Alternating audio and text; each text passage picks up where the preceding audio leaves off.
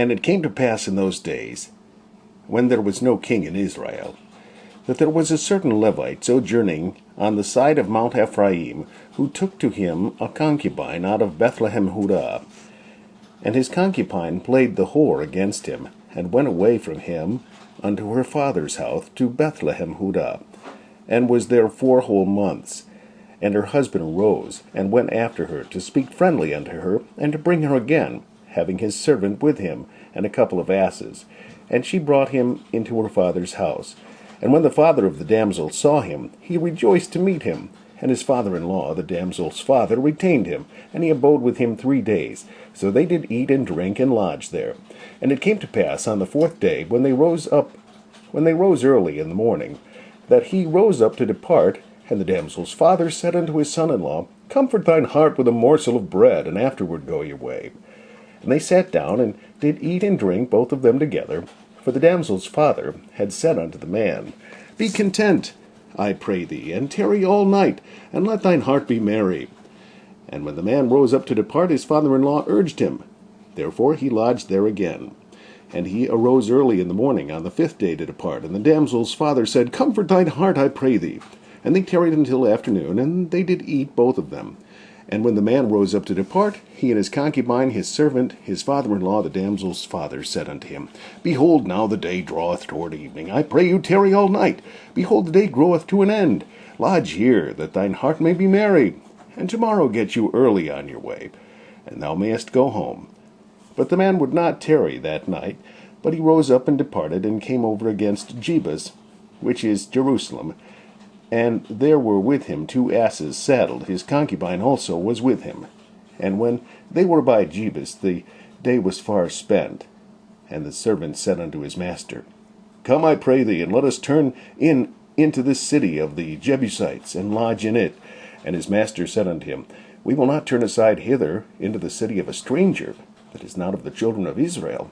We will pass over to Gibeah. And he said unto his servant, Come, and let us draw near to one of these places to lodge all night, in Gibeah or in Ramah. And they passed on, and went their way, and the sun went down upon them, when they were by Gibeah, which belongeth to Ben-Hamim. And they turned aside thither,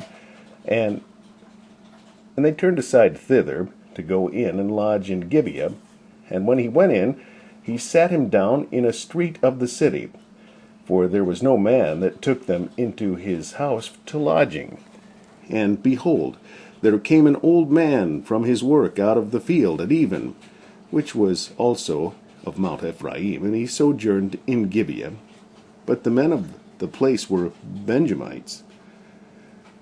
And when he had lifted up his eyes, he saw a wayfaring man in the street of the city. And the old man said, Whither goest thou? And whence comest thou? And he said unto him, We are passing from Bethlehem Judah toward the side of Mount Ephraim. From thence am I. And I went to Bethlehem Judah, but am now going to the house of the Lord. And there is no man that receiveth me to the house. Yet there is both straw and provender for our asses, and there is bread and wine also for me, and for thy handmaid, and for the young man which is with thy servants. There is no want of anything. And the old man said, Peace be with thee. However, let all thy wants lie upon me, only lodge not in the street. So he brought him into the house, and gave provender unto the asses, and they washed their feet, and did eat and drink. Now as they were making their hearts merry, behold, the men of the city, certain sons of Belial, beset the house round about. And they beat at the door, and spake to the master of the house, the old man, saying, Bring forth the man that came into thine house, that we may know him. And the man, the master of the house, went out unto them, and said unto them, Nay, my brethren, nay, I pray you, do not so wickedly, seeing that this man is come into mine house. Do not this folly.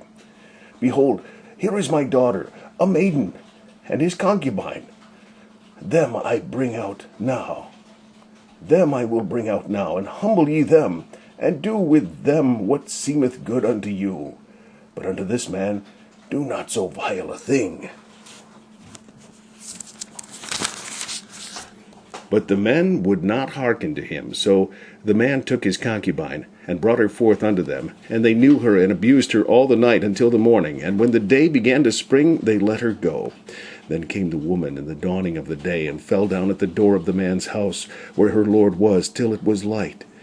And her lord rose up in the morning, and opened the doors of the house, and went out to go his way. And behold, the woman his concubine was fallen down at the door of the house, and her hands were upon the threshold. And he said unto her, Up, and let us be going. But none answered. Then the man took her up upon an ass, and the man rose up and gat him unto his place. And when he was come into his house, he took a knife, and laid hold on his concubine, and divided her together with her bones into 12 pieces, and sent her into all the coasts of Israel. And it was so, that all that saw it said, There was no such deed done nor seen from the day that the children of Israel came up out of the land of Egypt unto this day. Consider of it. Take advice, and speak your minds.